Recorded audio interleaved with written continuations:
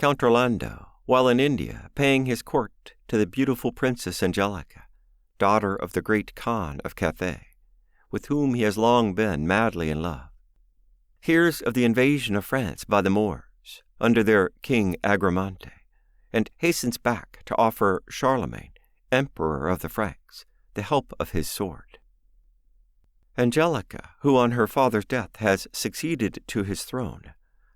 partly because she finds it an insecure possession from the attacks of enemies within and without her dominions, and partly to escape from the importunities of her numerous suitors, all of whom she has at various times made use of in fighting in defense of herself and her kingdom, resolves to accept Orlando's escort and to accompany him to Europe. The poem opens with their arrival in the Christian camp on the eve of a great battle, in which Charlemagne is defeated and driven back into Paris, where he is closely besieged by the Moors. Rinaldo, one of his knights, goes to Britain and, returning with large reinforcements, raises the siege and enables the emperor to march out of Paris and to inflict a signal defeat upon Agramante, who, in his turn, is surrounded and shut up within his entrenchments. Rinaldo greatly distinguishes himself in this battle,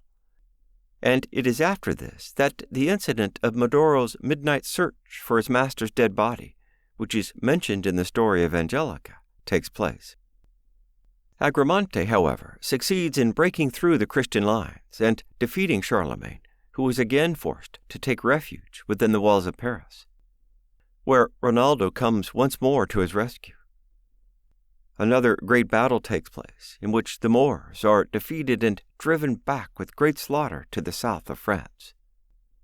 Orlando is absent all this time, wandering over the world in search of Angelica, of whom he loses sight after the first battle. The news he at last hears of her so much distresses him that he goes stark mad, throwing away his armor, and abandons his famous horse and famous sword,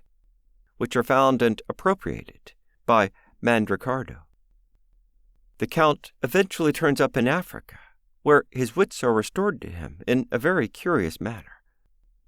soon after which he pays the visit to the hermit mentioned in Ruggiero's story.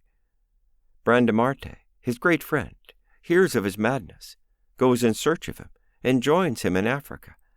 and his adventures are so interesting, and his story is so pathetic, that I much regret not being able to include it in this volume.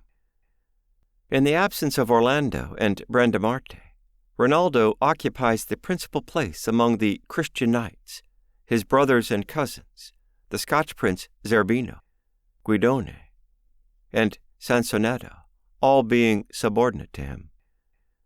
Agramante, in addition to his allies, King Sobrino and Marsilio, king of Spain,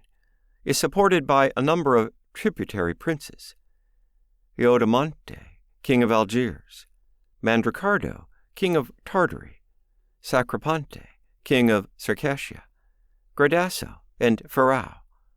The three last are ardent lovers of Angelica, whom they follow in such hot haste from India that they arrive in France as soon as herself.